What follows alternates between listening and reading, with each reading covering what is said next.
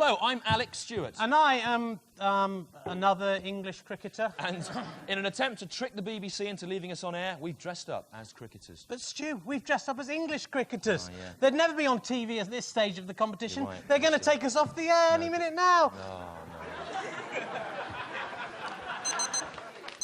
Wake up, get out of bed, put on your clothes, another day is dawning. Turn on your TV, time to watch This Morning with Richard, not Judy. For better, not worse, it's live, not rehearsed, made for no money, not for anybody. Welcome your hosts, Ethel, Rich and Stu, they have no idea, so let's see how they do on This Morning with Richard,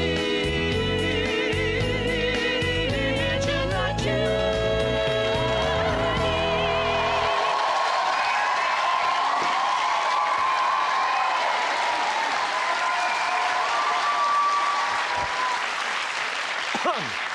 Hello, I'm Stuart Lee. And I am the Lord of the Dance Settee. Are you the Lord of the Dance Settee? I am the Lord of the Dance Settee. Saying it in a staccato fashion while dancing around doesn't make it any more true. I'm the Lord of the Dance Settee. Saying it in a high voice doesn't make it any more true. Yes, it does. No, listen to the question. Are you the Lord of the Dance Settee? No.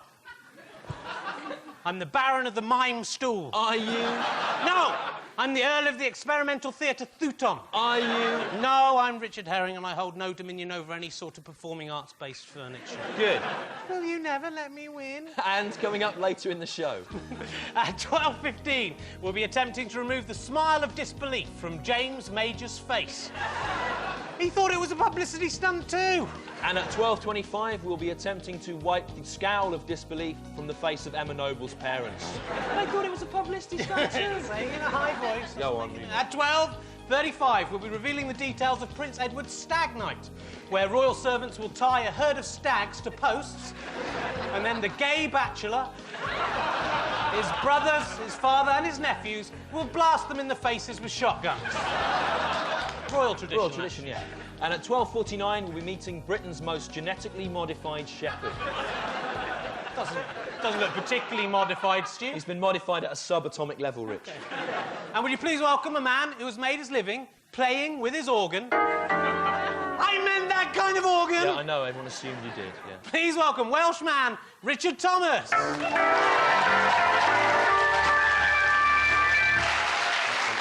Wait, Rich, did you forget something when you came out this morning? No. No, I think when you watch this back, you'll realise you did forget something.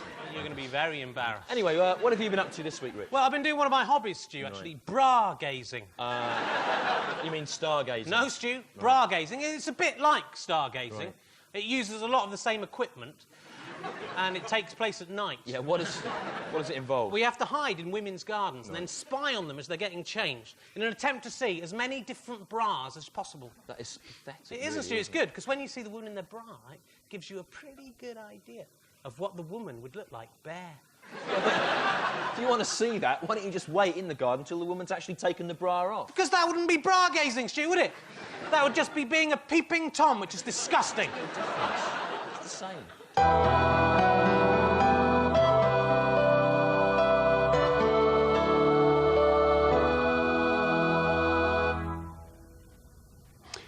The first shall be last, and the last shall be first. Who said God doesn't have a sense of irony?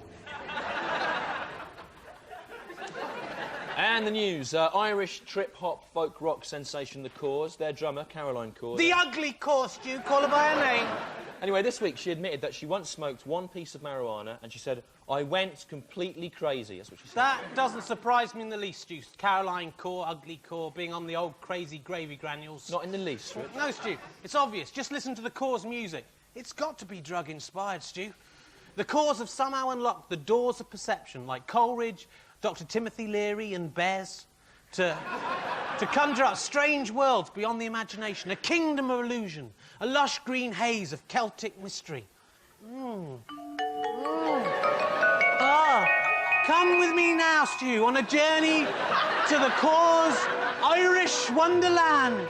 Look, a fantastical leprechaun is toasting us with Guinness as he's jigging underneath an enchanted shamrock tree. The top of the morning to you, Mr. O'Goblin. Oh, yes, 'Tis a wonderful thing, to be sure. Look, Stu, and there's Brad Pitt, the most Irish bloke in the world, playing an Irish bloke in the film The Devil's Own. I need that money, Tom.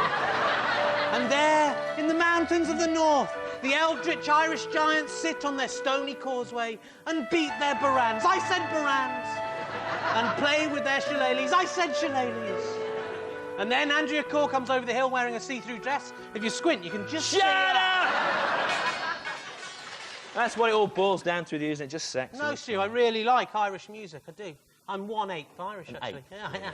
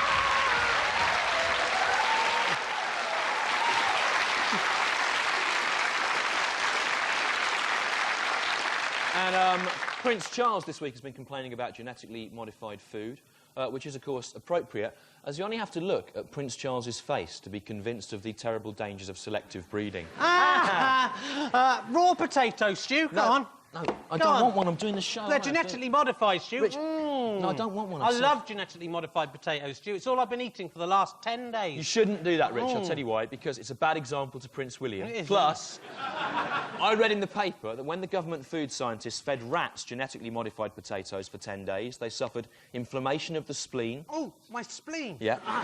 Inflammation of the kidneys. Oh, my kidneys. Expansion of the gut wall.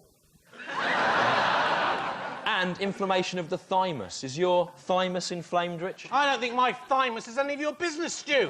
I said thymus. I know, I heard you clearly. If you keep eating those potatoes, you're going to end up looking like a potato. Well, more like a potato, if that's possible. Other news, American TV evangelist Pat Robertson, he had a business contract agreed with the Bank of Scotland, and Scotland was in big trouble there because he said it tolerated gay people, and Pat Robertson said in Scotland, you can't believe how strong the homosexuals are. Yeah, no, they are. Scottish homosexuals are strong, Stu. Right, OK.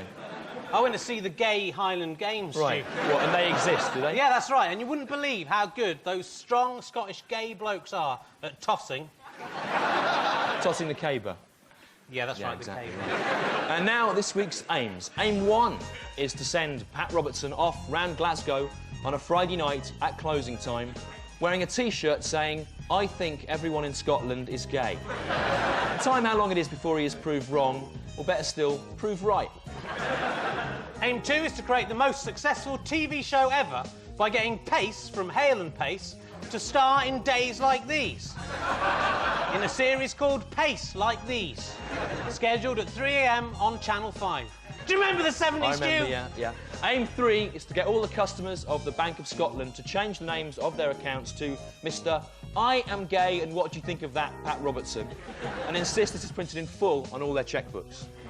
Aim 4 is to convince Prince Charles of the merits of genetic modification by improving his looks, by giving him ears of corn. Nice. You see, he's got funny ears. I know, you see. yeah. Aim 5 is to arrange a special gay Highland Games where instead of repeatedly tossing cabers, gay Scottish athletes repeatedly toss American TV evangelist Pat Robertson till he has died from pleasure or perhaps shame.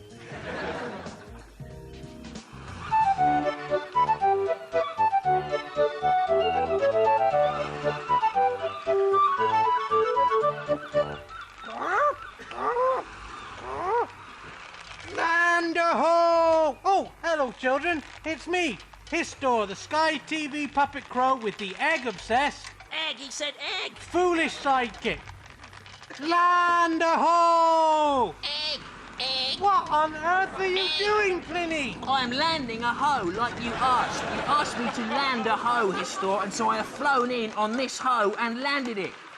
Oh, you foolish bird. Bird like a bird. Land a hoe is a nautical term. Turn like a turn, the bird. Meaning that... Mean wing like a bird's wing. That land... Hand like a bird's hand. has been sighted. Has been flighted. Oh, I'm sorry. I thought you wanted me to land a hoe, Histor. It seems unlikely. Anyway, what's the news, Histor? Well, you may have seen on the grown-up news that scientists are trying to discover what makes up the missing mass of the universe. Well, what is the goony bird, Histor? Egg, egger, bird, earth, tick. To find that out, let's fly back in time. As the crow flies. Let's egg back in egg, egg, egg, egg, egg, egg!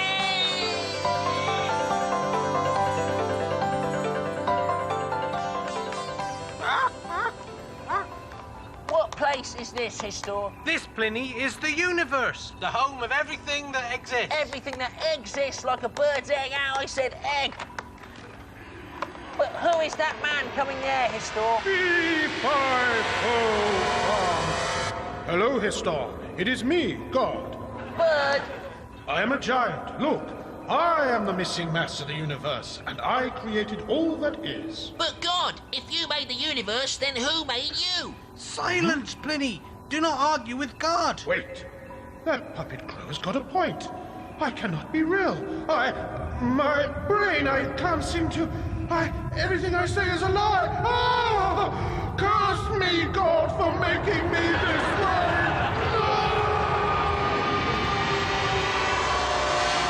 No, Pliny. Now look what you've done. You've killed God. You naughty bird. Ha ha, I'm glad that God is dead. Ha ha. Oh, Pliny Harris. So, I hope that answers your historical query. What are you doing, Pliny? I am landing a hoe, Histor, like you asked. I am using landed in the fishing sense and hoe from the urban American hip-hop slang term, referring to a woman of dubious virtue. Yes, but as I've already explained... Explained? I meant land a hoe in the nautical Oh, sense. sorry, I forgot. Shut up! Stop it!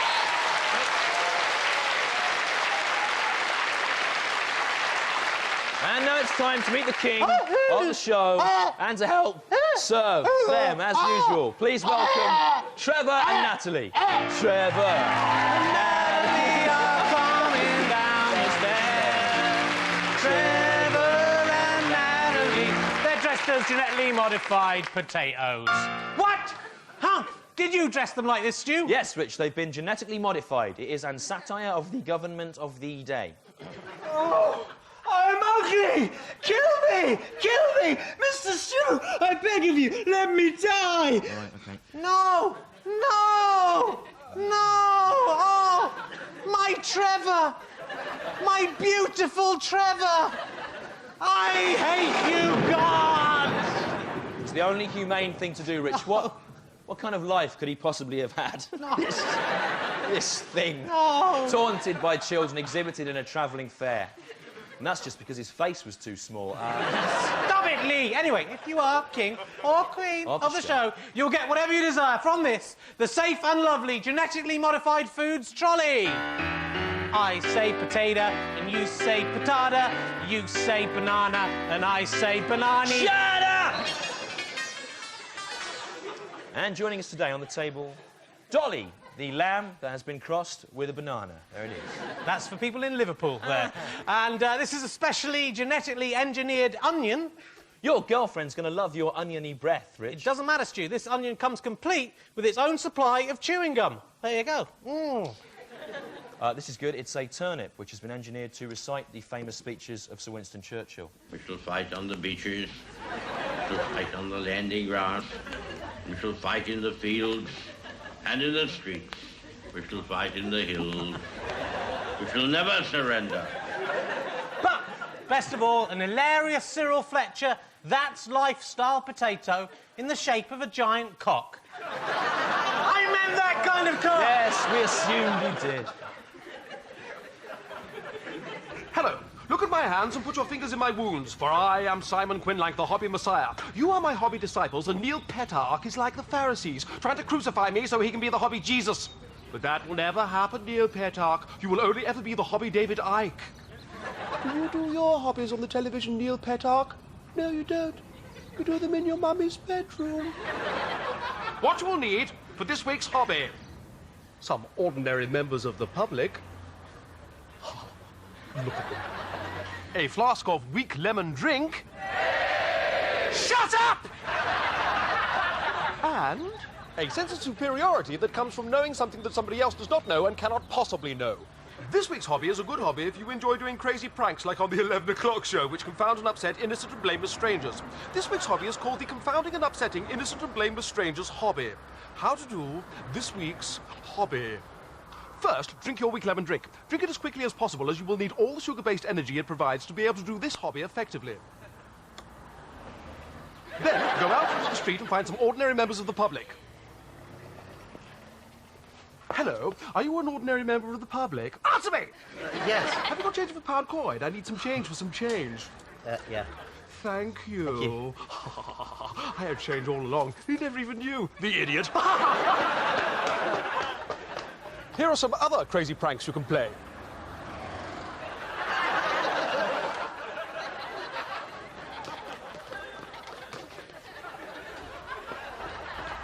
I have a 50-penny piece coin here, and it is covered in cat's wee. Watch this. That 50-penny piece coin is covered in cat wee. The cat wee hand, idiot.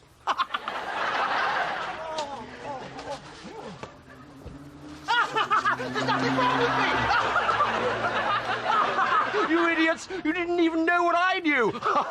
Today, I have done 315 crazy pranks, and during the course of those crazy pranks, I have confounded and upset 543 innocent and blameless strangers. Why don't you try it? I tell you why. Because you'll be rubbish at it. So stop trying to emulate me. You're not as good as me, and you never will be, so leave me alone!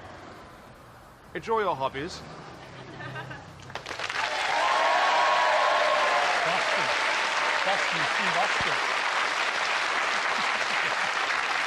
Now, 2 weeks ago, we said you could be king of the show. Queen. Or queen. If you could bring into the studio with you a shepherd.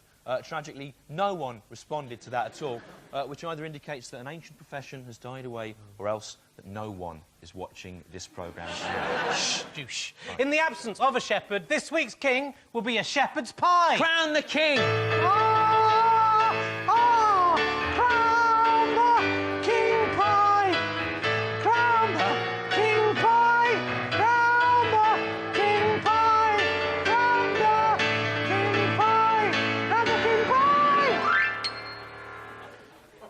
King pie. Any early pronouncements? The pie has spoken.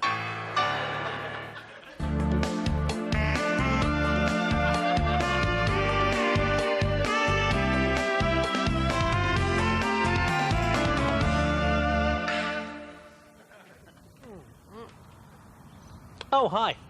You just caught me enjoying some of my mum's milk.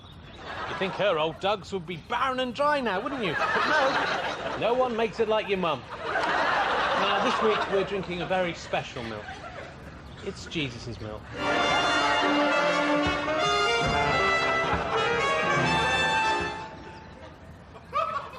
This statue of Jesus has been crying milk for several months now. No one knows why.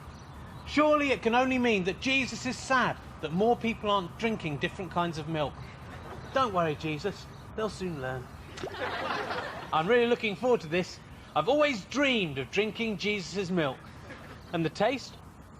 Oh, God! This milk is unpalatable. It tastes like stone that has been acted upon by a very weak acid. 1 out of 10. And that's only because you're Jesus. There'll always be milk.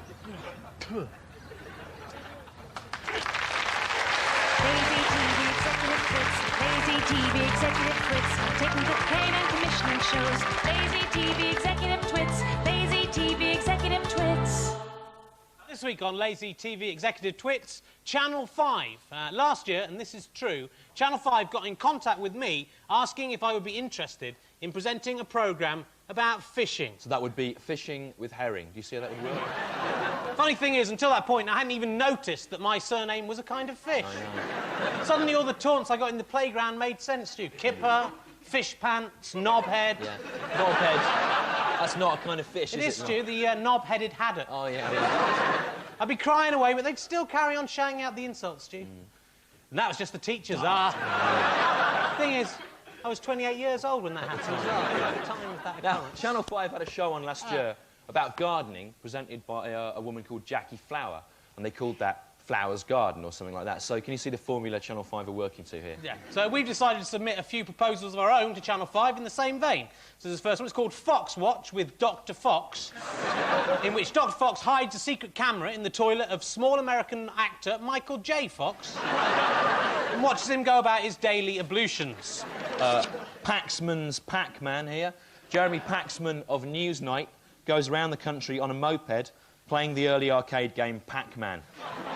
He's not allowed to leave any town until he has clocked up the high score for that machine. That's a good one. Denise Van Outen's Van Outings.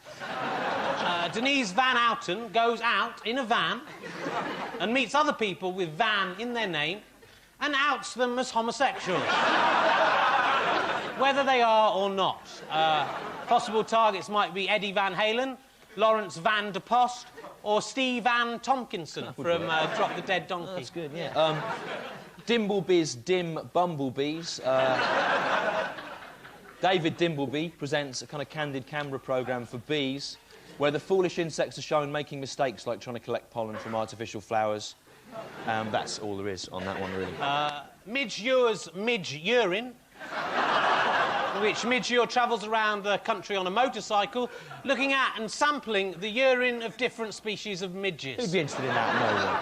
No one would be interested in that. I actually wanted to come up with one for the 1980s kids' TV presenter Christopher Lillycrap, but I couldn't think of anything. Consider the lily crap, Stu? What's that, a religious programme with a sort of scatological bent? Yeah, much like our show. Yeah, I see. Once, I went to a coconut shy to try and knock a coconut off its wooden perch and win a stuffed toy for a lady who had enchanted me. I'm Greg Evigan, Danny Doyle in TV's Masquerade. But no matter how hard my balls battered the nut, it would not fall. That's right. The gypsy who ran the shy had nailed it down, as if to mock both me and gravity. If only it were so easy to escape the consequences of what happens when things fall over, spill, and get knocked out of cupboards. This week, beer. Again. Well, it was early on a Sunday morning. I put a few beer cans in an old Sainsbury's bag and my feet led me to the house where I used to live with Margaret. Well, where Margaret still lives. With Carl. Anyway, I looked at the old house and memories came flooding back, you know, good ones. Days of wine and roses, etc. Anyway, my arm started to shake. It's that old stress thing again, and a beer can just shot out of my hand straight through the windscreen of Carl's car.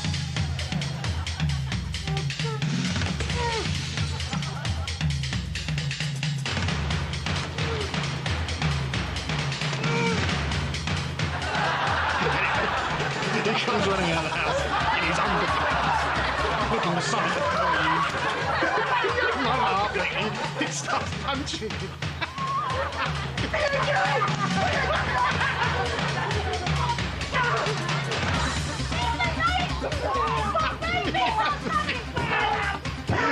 Tim comes out, he's shouting something at the... Go away! Stop coming all the time! Dad, go away. We don't need you. And, well, anyway, they don't let me swim anymore. Court thing, you know. Silly, really. It's only a couple of beer cans. Absurd.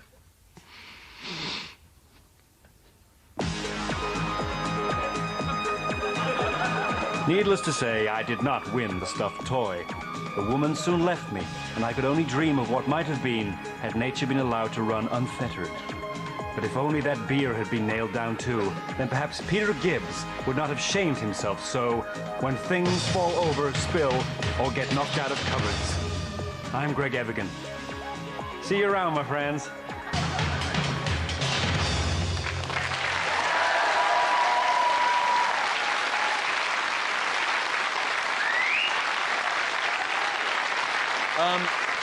It's time for a couple more Channel 5 programmes. Here's one, Lemmy and Leeming's Lemmings, in which Jan Leeming and Lemmy from Motorhead tame wild lemmings. And for people not interested in lemmings, there's a kind of weird will they, won't they sexual chemistry between the two of them.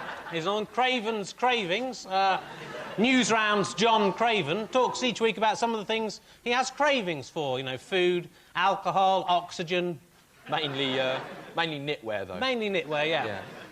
If you'd like to be king of next week's show, send in your Channel 5 show celebrity vehicle proposal. Genetically modified potatoes, Stu. Look at your face, What? Rich. I warned you. If you ate those, you would end up looking like a potato. I'm not looking like a potato, Stu. Heed the warning of Prince Charles, Rich. He knows all about plants. They say he has green fingers. I know, Stu, but what does he expect? Camilla Barker Bowles is an older lady now. Anyway, will you please welcome him now? He's back from outer space, so turn around now and find him there with a look upon his face. The curious alien. Boo! Boo! The curious alien, The curious alien, The curious alien, a hideous replica. Retreat! Hello, the curious alien. Right, so, the curious alien, what are you curious about this week? Boo him! Boo him! Boo! Look, Stu, the audience hate the curious alien. It doesn't work. They want the orange back, don't you? Yes! Don't worry, Dad. I'm back. Son!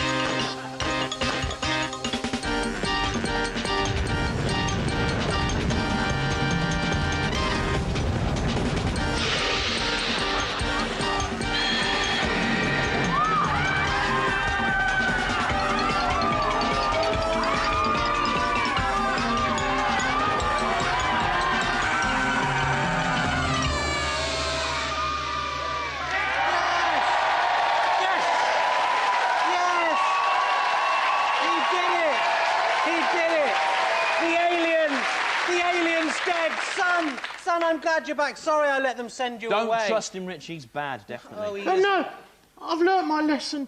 I solemnly promise that neither I nor my army of genetically modified fruit friends will ever harm anyone ever again. Don't worry. I will never renounce my lust for evil. Mankind will die screaming. And one day you shall all see my power. You say something. Nothing. Ladies and gentlemen, he's back with his fruity friends. It's the Curious Orange. The curious orange. The curious orange. The curious orange. The curious orange. Have you seen the paper today, Stu? No, I haven't looked at it. Look, we've seen that there, look. What? That's a photo of you. You took that photo of me in Spain years ago. It's a picture of me having my top pulled up by Chris Tarrant. Yes, it is. That is such a betrayal of trust. I know. And look, the article strongly suggests, without actually having the guts to say so, that Chris Tarrant and I were having some kind of more than friendly relationship. I know. Can I just repeat, there never ever was the slightest hint of romance between Chris Tarrant and I, let alone these snide insinuations. How could you do this, Rich? Easy, Stu. They paid me handsomely. What price friendship, what price trust? £5 English. £5? That's Yep. pathetic. No one can take that away from me, Stu. You're like Judas, you are. Ass, he said ass. It's obvious what I meant. Don't say that.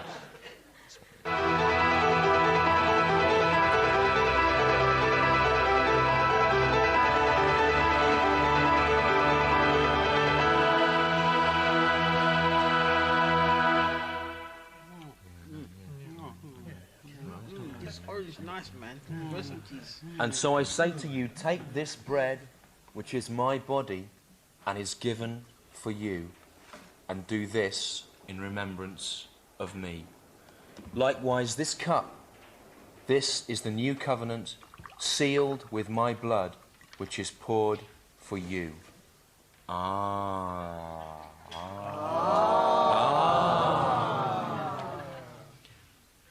Not going again, Matthew. What ails you this time? Forgive me, Lord, but I do not understand.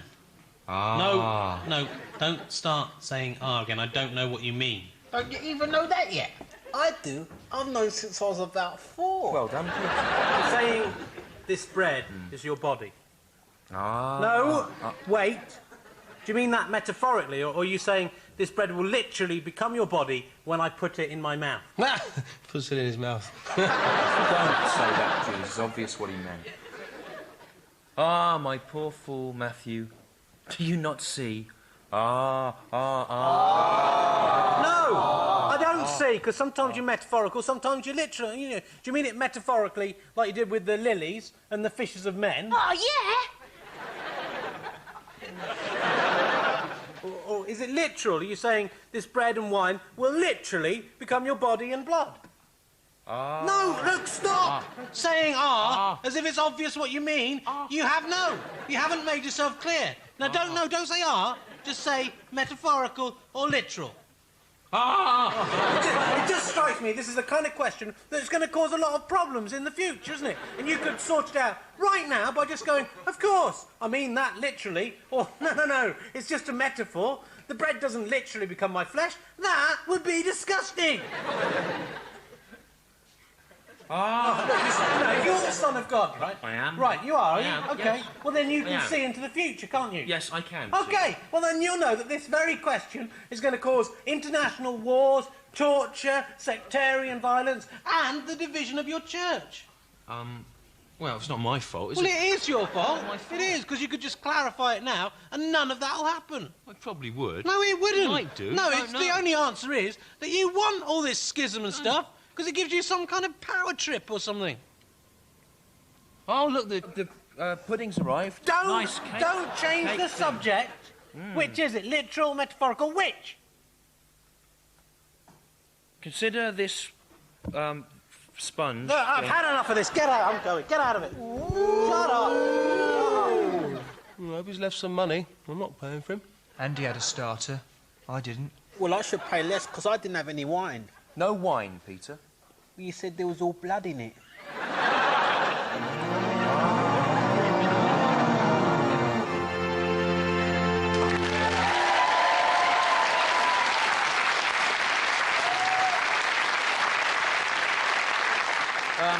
It's time now for a couple more of those Channel 5 shows. This is Johnny Ball's Balls. That's a specialist show for after the 9 p.m. watershed. There's another one, Zoe Ball's Balls, which is similar to Johnny Ball's Balls, but involves expensive prosthetic makeup.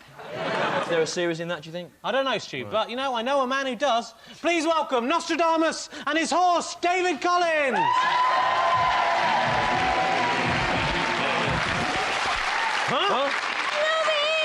Nostradamus atop the prediction board. Hello, Rich. Oh, it's great you can see for miles from up here. Hey, you're not trying to look up my tunic, are you, you naughty boy? Oh, where's David Collins, your horse? Oh, I've had to sack him. He was getting far too flaky. OK, well, first let's look at your 3 predictions from last week. Remember, 2 of these right, you win this lovely barbecue. Oh. You know, my fence fell down last week in the storm. The fence! It's not an offer. Now, Nostradamus, last week you said the newspapers revealed that a famous celebrity is, or was, involved in taking illegal drugs. The news said... Yes, that's right. Ugly Caroline Corr smoked 1 marijuana. That is so unspecific. You know, he was bound to just... Come on, Stu, that was an uncanny prediction in its accuracy. Secondly, Nostradamus, you predicted that Wales would win the Eurovision Song Contest. The news said... No, unfortunately, it was won by Sweden. No, it was an anagram. It's not an anagram of Sweden. No, it is. There's an S and a W and an E, and the AL is silent and also invisible. No, it's good, Nosty, but I'm going to have to be strict with you. I can't give you a Chinese burn from down here, so I'm going to have to blow these bits of chewed-up paper at you through this biro tube. No! Ow! Ouch! I'm getting spit on me! But I like it! More, Rich! Spit more! Cover me in your bodily fluids! Thirdly, Nostradamus, you said that the barrier between your love and mine would be revealed when you reveal that you're in fact a woman all along. Then you said... Alas, Nosty, no, you're all too obviously a man, so No, that means Rich. the bar... What? Huh? Wait. Huh? I've been keeping a secret from you. Huh? 16th century sexism forbade women from becoming mystics. Huh? But I borrowed my Huh? father's clothes Huh? to achieve my dream. Huh? Look. Oh! Nostradamus, you're a woman all along. Spookily, I am. Which means you've won the barbecue. Come down here and kiss me. Kiss you? Yes. No, it's David Collins. He's Come and, no. Come and kiss me. Come here. Oh, you're so beautiful. David Collins, he's trying to tell us something. He says Nostradamus is lying, and he's really a man. No, don't listen to him. Let's see. A man's chest. Smash the barbecue.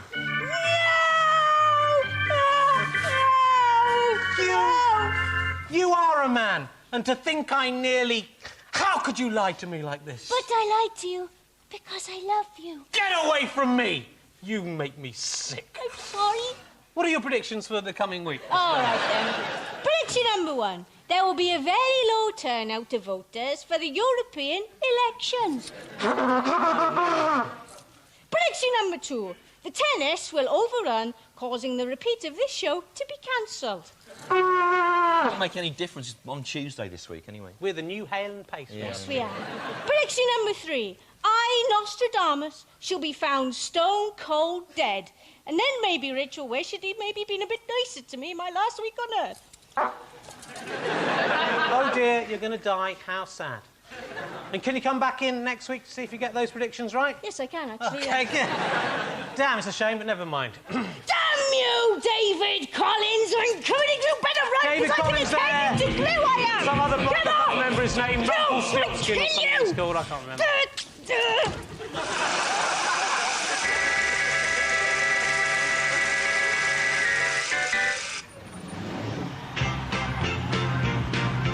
Blues Brothers 2000.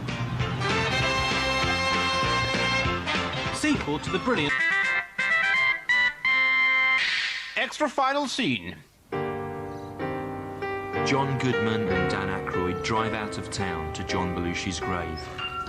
They dig it up, pull down their trousers, and relieve themselves all over his rotting corpse as a rain of blood-stained money showers down on their heads. Then they run off, laughing, delighted with their work.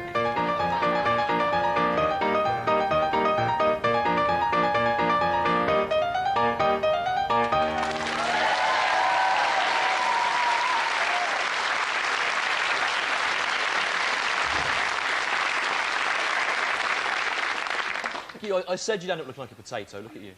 I don't care. I like being a potato. I want to be one. All right. I love all kinds of potatoes, Stu. Baked potatoes, mashed potatoes, cream potatoes. Of course, they're all cream potatoes by the time I finish with the stew. Have you seen the papers today, Rich? No, what? The ad earlier on. I haven't seen any. All right, well, look at that there. It's a What? picture of you having your jumper lifted up by yourself. And the story here strongly suggests some kind of sexual relationship between you and yourself. That makes me sick, Stu. I repeat, there never was the slightest hint of romance between me and myself, let alone these snide insinuations. I don't even feel anger, I don't even feel disgust, I just feel betrayed and deeply saddened. Is that your final answer? Yeah. Right. Anyway, we did the comic relief show for cancelling Third World Debt down in Brixton last night. All the celebs were there, weren't Yeah, they? you know, I saw Angus Deaton, Stu. You know, Yeah. he's just as funny in real life as he is on the TV, Stu. He was doing these impressions to Right. keep us amused all night. Yeah. He did this amazing John Cleese, Stu. Yeah, he's done that for about the last 15 years, hasn't he? Yeah. But best of all, Stu, you know who's backstage, Stu? Do you No, know who? who was my favourite celebrity ever? Only Skeletor. What, from the masses of the universe? Yeah, I met him in the toilet. Rich, Yeah. that wasn't Skeletor, that was Bez from the Happy Mondays. It's an easy mistake to make. Anyway, just time now for some more Channel 5 shows. Woodward's Wood Wad. Louise Woodward, the clumsy nanny, is given a wad of money made from wood, which she has to try and spend before her parents can steal it off her. And Seaman, David Seaman goes around the country on a moped, meeting different sailors. I meant that kind of Seaman. I know, I heard you clearly.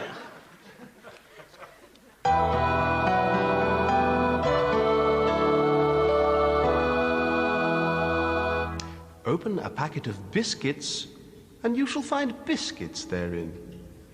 Open the heart of a man who hates the Lord, and there shall be no biscuits for tea that day. Just blood.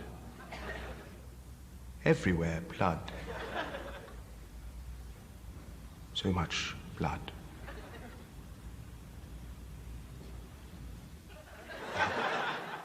Now, you see, I warned you if you carried on eating potatoes, you'd end up looking like a potato, didn't I? I warned you of Nonsense! Anyway, it's a good look for me, the potato look, Stu. Right.